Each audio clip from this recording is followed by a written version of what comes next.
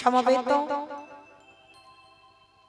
সতী কৃষ্ণ অনুরাগী গৌর অনুরাগী মাতৃমণ্ডলী পিতৃমণ্ডলী আহুত অনাহুত ভাগবত এই গ্রামবাসী বৃন্দ যারা আমার রাধা গোবিন্দে যারা আমার গৌর নিতাই রাতুল চরণ আশ্রয় গ্রহণ করেছে তাহাদের সবাকার চরণে রইল আমার কোটি কোটি দণ্ডবৎ।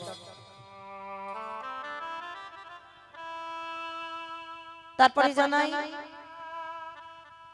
এখানে যত সাধু গুরু ব্রাহ্মণ বৈষ্ণব আছেন তাহাদের চরণে রইল আমার কোটি কোটি দণ্ডবৎ। তারপরে জানাই বাবা আমি আমার পিতামাতার চরণে আমার শিক্ষা গুরু দীক্ষা গুরুর চরণে অনন্ত কোটি কোটি দণ্ডবৎ প্রণাম। তারপরে বাবা যাদের কথা না বললে সব থেকে বড় ভুল হয়ে যাবে, যাদের উদ্যোগে আজকের এই যে মহতি হরিনাম সংকীর্তনের আয়োজন, পিতা স্বর্গীয় দুলাল ভান্ডারী, মাতা স্বর্গীয়া শেফালী ভান্ডারী, পুত্র হারাধন ভান্ডারী, পুত্র বধূ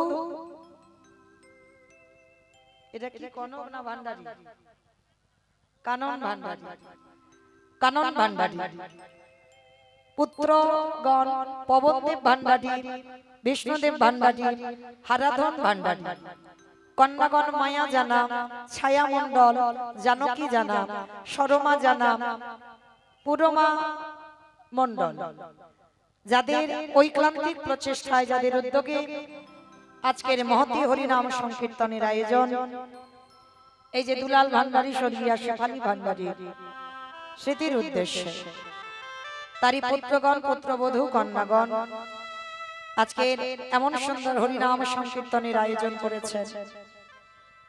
মনে রাখতে হবে বাবা সন্তান যদি জন্ম দিতে হয় এমন সন্তান জন্ম দাও যে বাবা মার কথা ভাবে, বাবা মার মুক্তির কথা ভাবে। মনে রাখতে হবে বাবা এই যে শ্রাদ্ধ বাসর বা বাৎসরিক বাসর হরিনাম সংকীর্তন করাবো কেন, যে যাই করি না কেন বাবা আমাদের মুক্তির পথ হলো এই হরিনাম সংকীর্তন।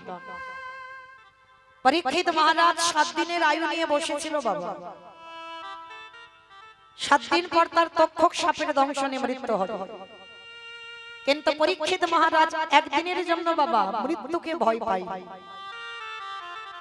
এখানে আমরা আপনারা যারা যারা বসে আছি দাঁড়িয়ে আছি আমি কীর্তনিয়া আমার সম্প্রদায় আমরা মৃত্যুকে ভয় পাই, কিন্তু না, প্রত্যেকের দরজায় এসে দাঁড়িয়েছে বাবা, কার ঘরে কখন যে ঢুকে যাবে কেউ জানে না।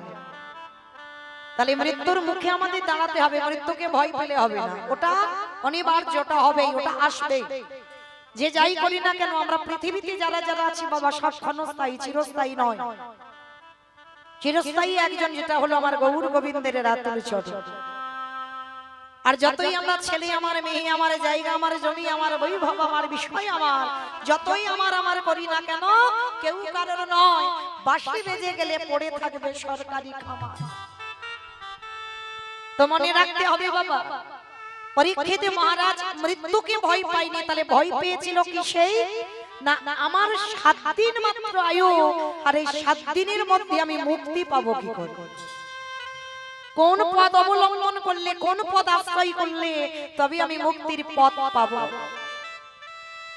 হাজার হাজার ভক্ত, হাজার হাজার বৈষ্ণব, হাজার হাজার ব্রাহ্মণ নিমন্ত্রণ করলো, কিন্তু পছন্দ হলো না। এসেছিল বাবা পরনে কোনো বস্ত্র ছিল না, আকুমার ব্রহ্মচারী প্রভুপাদ ছিল সুখদেব গোস্বামী পা, হাতে ছিল বাবা শ্রীমদ ভাগবত গ্রন্থ। পরীক্ষিতের দুয়ারে যখনই এলে পরীক্ষিত মহারাজ সাষ্টাঙ্গে দণ্ডবৎ প্রণাম। পছন্দ হয়েছিল ওই মানুষটাকে দেখে, আর সেই গুরুচরণ আশ্রয় করে গুরুদেবকে প্রশ্ন করেছিল আপনি বলে দেন কোন পদ অবলম্বন করলে আমি মুক্তি পাব।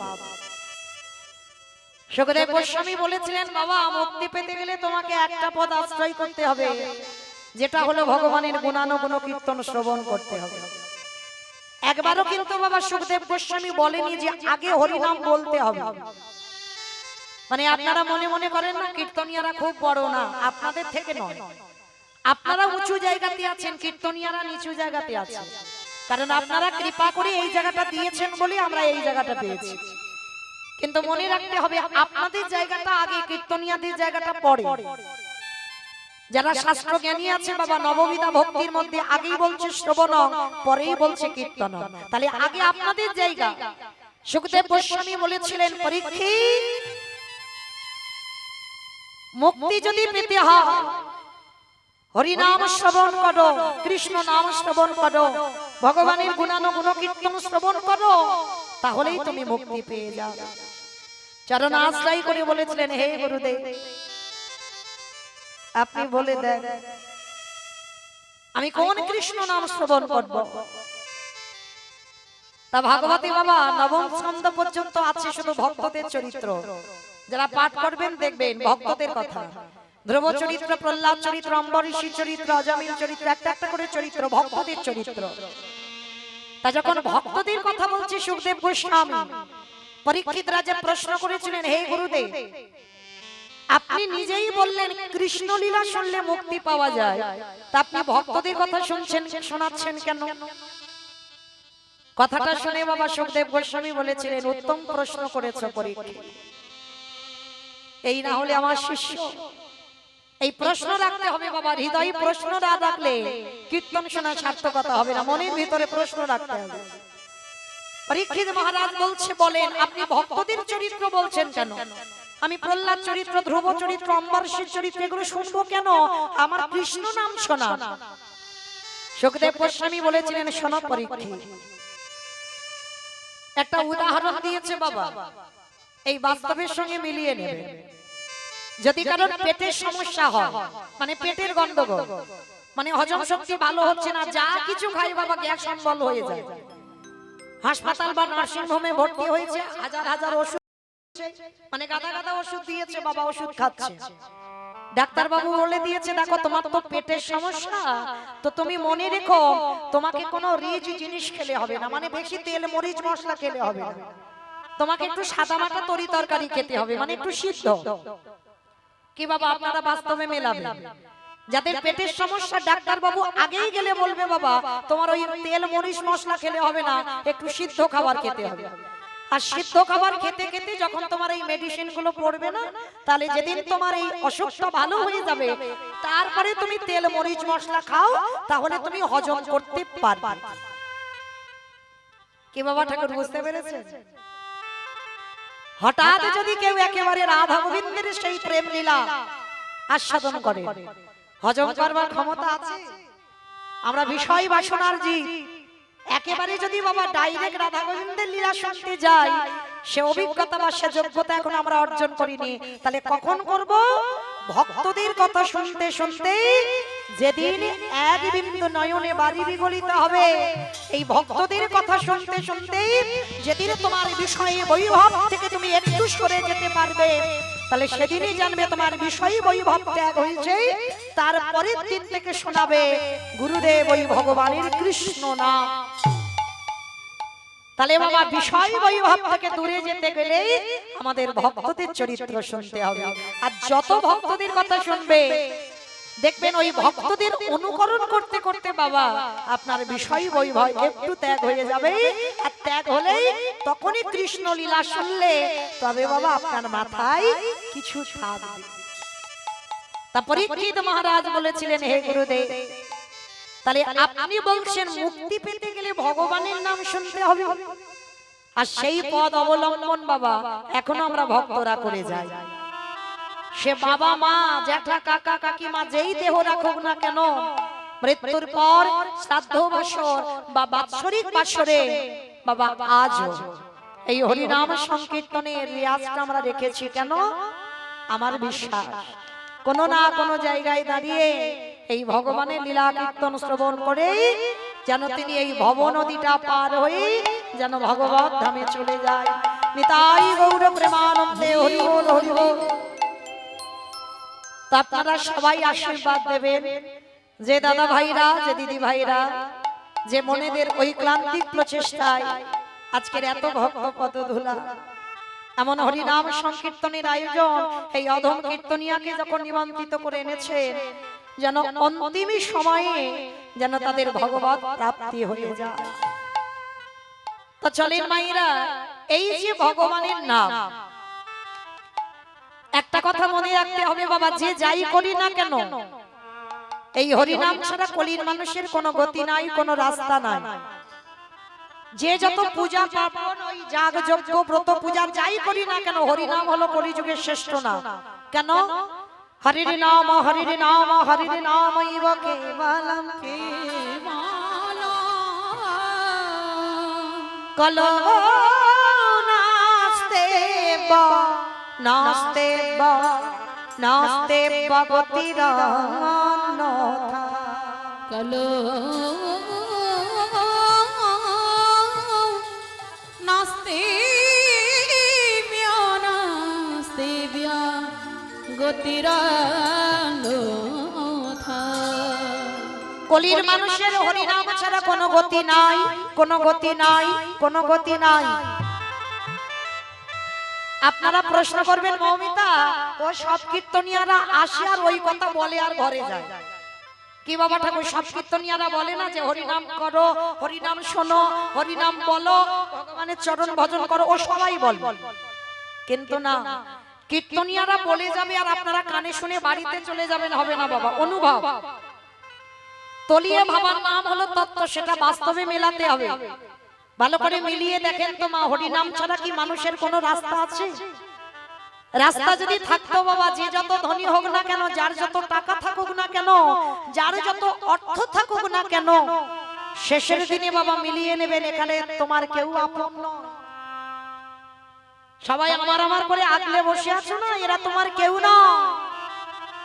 ছেলে আমারে, মেয়ে আমারে, জায়গায় আমারে, জমি আমারে, বিষয় আমারে, বৈভব যতই আমারে আমার ঘটনা কেন, একেবারে যদি বাঁশি বেজে যায়, পড়ে থাকবে সরকারি ক্ষমা। এসেছো একা, তুমি যাবে একা, কিন্তু না, একা যাবে না, আর একজন তোমার সঙ্গে যাবে। জানি না বাবা আপনাদের এই ঘাটুয়া পাড়াতে নিয়মটা আছে কিনা, তবে আমার ডায়মন্ড হারবার আমতলার এলাকার দিকে নিয়মটা আছে বাবা। মানুষ মরে গেলে কিছু দাও বা না দাও, একটা জিনিস তোমায় ভাড়া করতে হবে, এই খোল আর এই করতাল। সে গরিব হোক আর বড় লোক হোক, ওই খোল করতালটা ভাড়া করে পিছনে বাজাতে বাজাতে যায় না, বলো হরি বল, বলো হরি বল। কি মায়েরা আপনাদের নিয়ম আছে?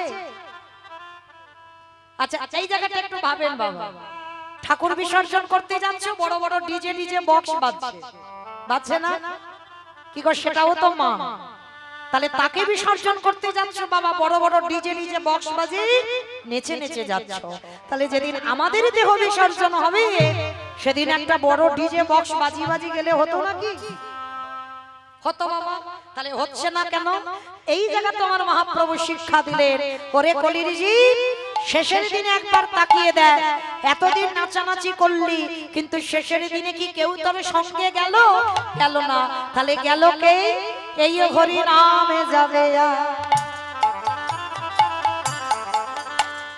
আমাদের পচা দেখো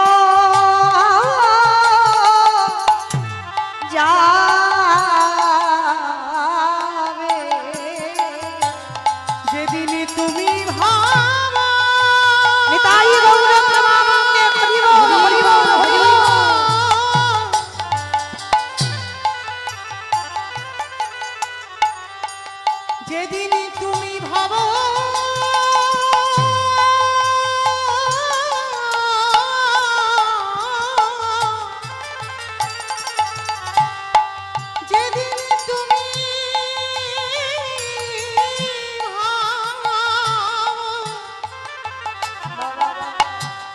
ওই ভাব পারে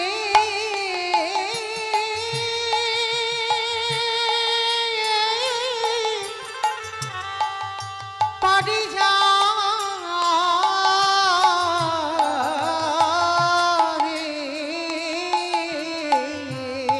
সেই।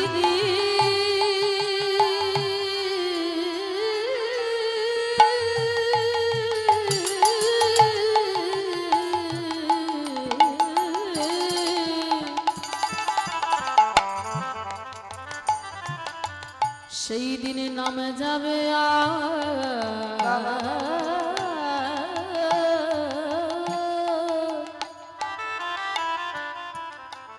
আমার এই পচা দেহ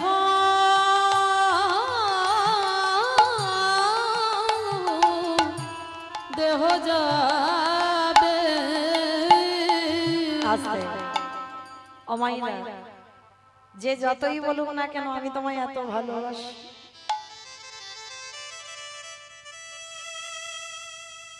এই জগতে সব মিথ্যা গো, ভালো তোমার একজন বাসে, সেটা হলো আমার গৌর গোবিন্দ।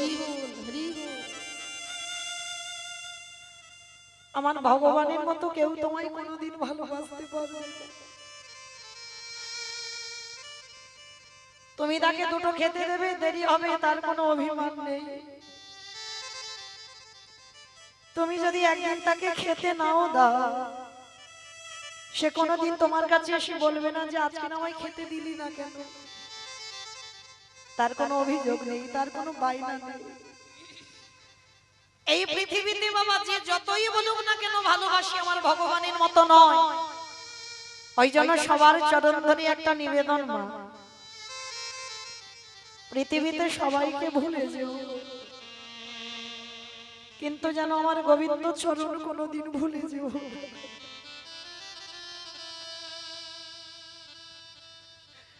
কারণ তার মতো দিনের দয়ালে দিল বন্ধু আর পৃথিবীতে কেউ হবে না। ওরে কলি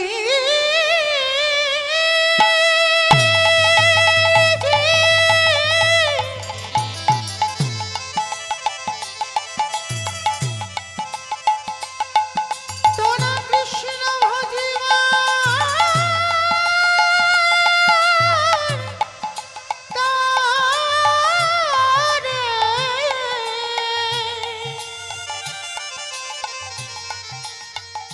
এই সংসার মাঝে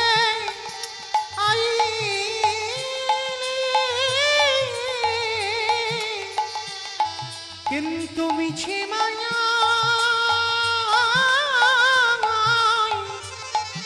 বদ্ধ হয়ে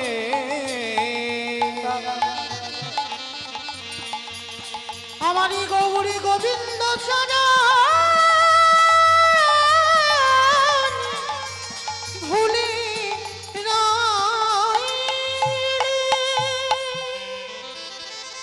আমায় একটু ভেবে দেখেন তো, তার মতো বন্ধু আর কেউ হবে? একটু ভাবে।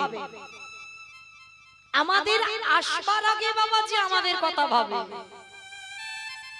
আপনারা বলবেন কেন মৌমিতা, আমার আসবার আগে আমার মা তো ভেবে রেখেছিল, কারণ আমি জন্মেই আমার মাতৃস্তন দুগ্ধ পান করেছি, তাহলে মার মতো বন্ধু আর কেউ হবে না, বলে না? প্রথমেই বলেছি বাবা একটু গভীরে যেতে হবে, ভাবতে হবে। মা যদি তোমার জন্য ভাবলো, এখানে আমরা যারা মা হয়েছি তারাই বলতে পারবে আমিও একজন মা। সন্তান যতদিন না গর্ভে 5 মাস বয়স হয় ততদিন মাতৃস্তনে দুগ্ধ আসে না। তাহলে কে দিল দুগ্ধটা? মা নিজে তৈরি করেছিল। মা যদি নিজে করতে পারতো বাবা, তাহলে গর্ভে সন্তান আসার আগে পারতো। ওই একজনকে বলে দেখো তো, অত সোজা নয়। তাহলে সন্তান 5 মাস গর্ভে এসে গেল, ওদিকে ভগবানের চিন্তায় পড়ে গেল ছেলেটা জন্মে কি খাবে। একদিনের একটা বাচ্চা বেশি গরম খেতে পারবে না, একদিনের একটা বাচ্চা বেশি ঠান্ডা খেতে পারবে না। কতটুকু লবণ, কতটুকু মিষ্টি, কতটুকু তিতো, কতটুকু ঝাল দিলেই একটা স্তনদুগ্ধ তৈরি হয়। আজ পর্যন্ত কোনো বৈজ্ঞানিক ভাবেনি, ভেবেছিল আমার বিশ্বের স্রষ্টা মালিক ভগবান। তাহলে ভালো করে বিচার করে দেখেন, তার মতো বন্ধু আর কেউ আছে যে আমাদের আসবার আগে আমাদের কথা ভাবে? তাহলে যার এত বড় দাম, আমরা বলে এলাম কৃষ্ণ তোমায় কোনোদিন ভুলবো না, কিন্তু কি হয়ে গেল? সবাইকে একটা একটা করে কাছে পেয়ে বাবা ভুলে যাচ্ছে।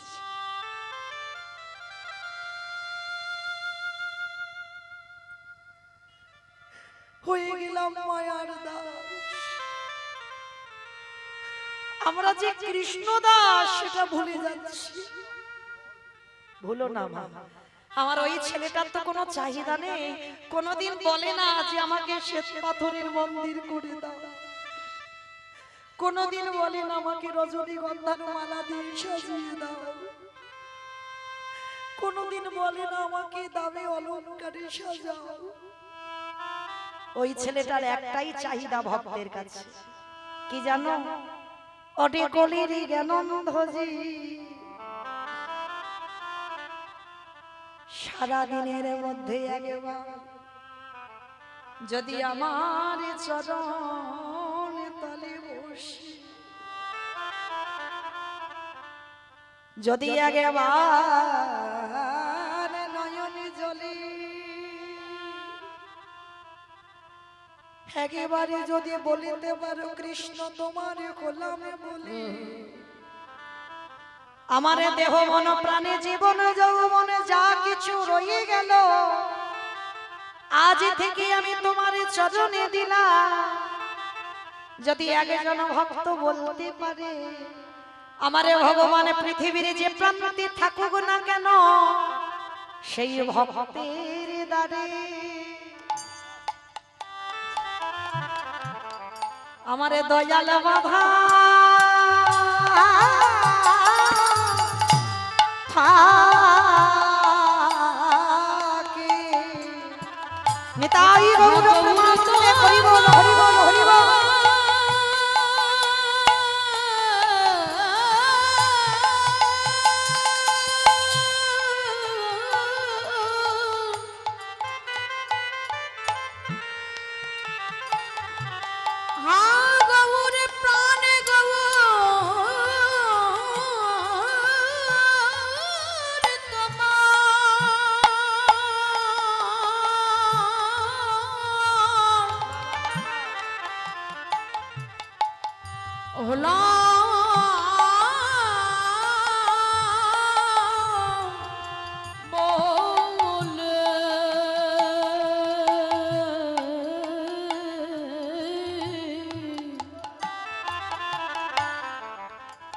আমার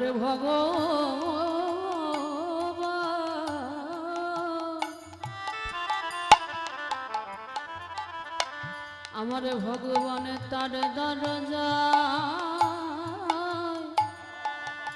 দরজায় বাধা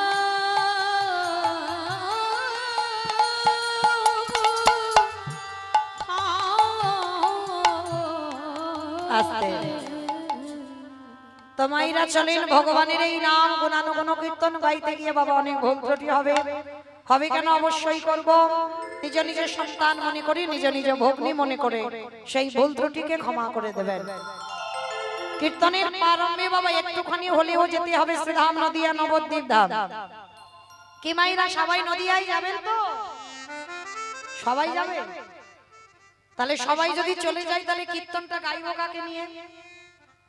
না, কেউ যাব না, সবাই থাকবে এই গ্রামে। তাহলে যাবে কে? মন। কি বাবা ঠাকুর, মন আর দেহের সঙ্গে কিন্তু কোনো সম্পর্ক নাই। তুমি যদি এক্ষুনি নবদ্বীপ যেতে চাও, বৃন্দাবনে যেতে চাও, বাবা তোমার ফ্যামিলির অনুমতি নিতে হবে। স্বামীর কাছে গিয়ে বলতে হবে হ্যাঁ গো আমি নবদ্বীপ যাব, বৃন্দাবন যাব, বলতে হবে না? কিন্তু বাবা মন, ওকে কি এক্ষুনি কাউকে বলতে হবে হ্যাঁ গো আমি একটু যাব নবদ্বীপ? ওই মনের সঙ্গে দেহের সম্পর্ক নাই। চোখ বন্ধ করো, একটু মনে করো আমি নবদ্বীপে সুরধনী গঙ্গার তীরে চলে গেছি, এক্ষুনি চলে যাবে। কোনো গাড়ি ভাড়ার দরকার লাগবে না, কোনো গাড়িতে উঠতেও লাগবে না। এক্ষুনি চোখ বন্ধ করে বলো আমি বৃন্দাবন যাব, সোজা বৃন্দাবন চলে যাবে। তাহলে চলে দেহ থাক, মন গুলো নিয়ে যাই সুরধনী গঙ্গার তীরে। সত্যতে নারায়ণ, ত্রেতাতে রামচন্দ্র, দাপরে কৃষ্ণ, কলিতে হলেন শ্রীকৃষ্ণ চৈতন্য। তো কৃষ্ণ গৌর হয়ে যে এলো, যেদিনই এসেছিল বাবা নবদ্বীপের অবস্থাটা কেমন ছিল জানো? বৈষ্ণব মহাজনেরা বৈষ্ণব পদ রেখেছিল। আজ নদী গা উদয়গিরি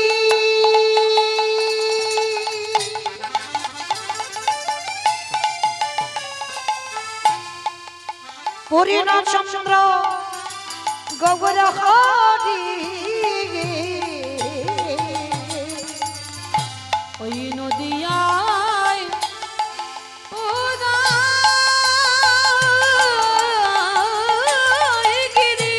আস্তে আমাইরা কীর্তন শুনতে গেলে ভগবানের জন্য তিনটে কাজ করতে হয়। কি কি কাজ জানো তো? শঙ্কর ধ্বনি, উলুধ্বনি ধ্বনি, আর যাদের যাদের হাত আসে, যাদের হাত আসেনি বলবো না, যাদের হাত আছে। কি মা হাত আছে তো? কই একবার দেখান তো সবাই। নিতাই গৌর প্রেমানন্দে হরি বল। হরি বল। বাহ, তার মানে সবার হাত আছে। কই এবার একটু উলুধ্বনি দেন, একটু প্রেম সে। আজ নদী গা ওরাই গিরি আমার গোনারি গোনা গোনা গোনারি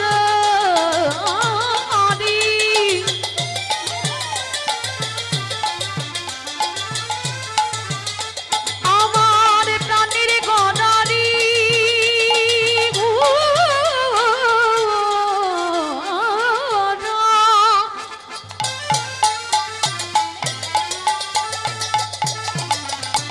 ওই নদিয়ার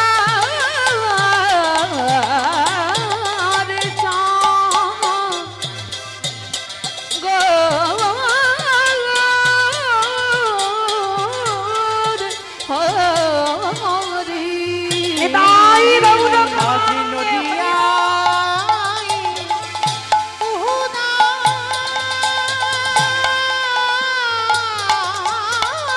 গিরি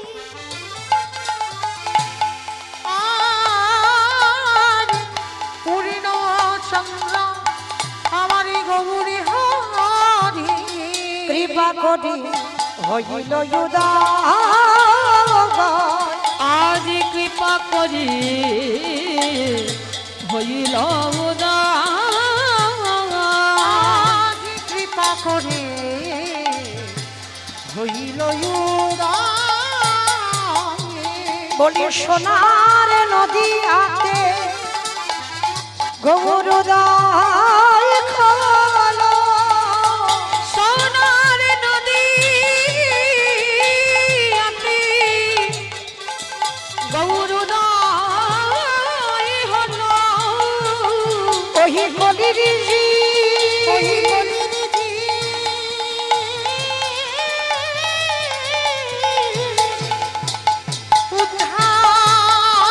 উদ্ধারিতে সোনার নদী গৌরদায় হলো বলি রাধি দয়া কত। সোনার নদীতে উদয় হলো ওই কলির জীবী উদ্ধারিতে সোনার নদীতে উদয় আজ হলো কৃষ্ণ প্রেমে প্রচারিতে নদীতে নিতাই উদয় গৌর হলো কৃষ্ণ প্রেমে নদীতে উদয় হলো নদীতে উদয় হলো কৃপা করে হইল উদার। তাহলে বৃন্দাবনের কৃষ্ণ কলিকালে বাবা শ্রী গৌরাঙ্গ হয়েছে। মনে রাখবেন মা, সাধারণ কোন ভক্তের ডাকে কিন্তু আমার কৃষ্ণ গৌর হয়ে আসেনি। এসেছিল কার ডাকে? শান্তিপুরের মাটিতে বাবা বুড়ো অদ্বৈত আচার্য গোসাই। আচ্ছা বাবা ঠাকুর, এই জায়গাটা একটু আস্বাদন করবেন। পৃথিবীতে লাখ লাখ ভক্ত ছিল, কোটি কোটি ভক্ত ছিল, হাজার হাজার ভক্ত আছে। কারোর ডাকে কৃষ্ণ গৌর হলো না, শুধুমাত্র অদ্বৈত আচার্যের ডাকে কেন এলেন? আমাইরা অদ্বৈত আচার্য চেনো তো? তোমাদের গ্রামে কিন্তু কেউ নয়। ওই যে পঞ্চতত্ত্ব ছবি যাদের বাড়িতে আছে, শ্রীকৃষ্ণ চৈতন্য প্রভু নিত্যানন্দ শ্রী অদ্বৈত গদাধর শ্রীবাস আদি গৌর ভক্তবৃন্দ। মাঝখানে যে ছেলেটা নিমাই, আর ওই ছেলেটার ডান দিকে দেখবেন একটা বয়স্ক লোক, মানে চুল গোপ দাড়িগুলো মা দেখবেন সব পেকে সাদা। কেন? মহাপ্রভুর থেকে 52 বছরের বড়। তা যিনি 52 বছরের বড়, তার তো চুল গোপ দাড়িগুলো সাদা হবে। উনি হলেন অদ্বৈত আচার্য। আর ওই মানুষটা 12 বছর তুলসী ভাসিয়ে কৃষ্ণকে গৌর করে এনেছিল। তাহলে মা একটু বুঝতে পারছেন ওই মানুষটার বাবা কত পাওয়ার ছিল। এত ভক্ত ছিল, কারোর ডাকে এলো না, একেবারে অদ্বৈত আচার্যের ডাকে এলেন কেন? তাহলে অদ্বৈত আচার্যটা কে? যার একটা নাম হলো বাবা মৃত্যুঞ্জয়। অমাইরা বলো তো দেখি, মৃত্যুঞ্জয় কোন ঠাকুরকে বলে? বাহ, কত কিছু জানে গো। বেশ, বাবা ভোলানাথের একটা নাম হলো মৃত্যুঞ্জয়। কেন না, ওই একজনই বাবা মৃত্যুকে জয় করেছিল। সত্য, ত্রেতা, দ্বাপর, এই তিন যুগে আমার বাবার কোনো রূপ পরিবর্তন হয়নি, একই বাবা ভোলানাথ হয়েছিল। আর ওই বাবা ভোলানাথ কলিকালের মাটিতে নাভা দেবীর গর্ভে জন্ম নিল কমলাক্ষ। ওই মানুষটার ছোটবেলার নাম কমলাক্ষ, বড় হতে নাম হলো অদ্বৈত আচার্য। তো এই যে বাবা তিন যুগে শিব, কলি যুগে শিব কেন হলো না? অপরাধ, অপরাধের বোঝা মাথায় বইছে বাবা ভোলানাথ, যিনি ত্রিলোকের বড় বৈষ্ণব, তিনিও পাপ করে। আর আপনারা আমরা তো তুচ্ছ গো। তাহলে এই জায়গাটাই আমাদের একটু শোনার দরকার, যে পরম বৈষ্ণব হয়ে ত্রিলোকে মানে সত্য, ত্রেতা, দ্বাপরেতে যিনি শিব, কলিতে শিব হলো না কেন? কি এমন পাপ করেছিল বাবা ভোলানাথ, কি এমন অন্যায় করেছিল ভোলানাথ, যার জন্য আমরা কলির মানুষ এত শিবরাত্রি করি, এত রাত জেগে এত উপোস করে বাবার মাথায় জল ঢালি? বাবা তো কলি যুগে আসেইনি, বাবা হয়েছে অদ্বৈত আচার্য। কিন্তু কেন? অপরাধটা কি করে ফেলেছিল? সামান্য একটা অপরাধ মাইরা, সেই অপরাধের জন্য কলিকালী আর শিব নয়। তাহলে অপরাধটা কি ছিল? এটা জানতে গেলে বাবা একটুখানি যেতে হবে মহাভারতে, যুধিষ্ঠির রাজস্বায় যজ্ঞে।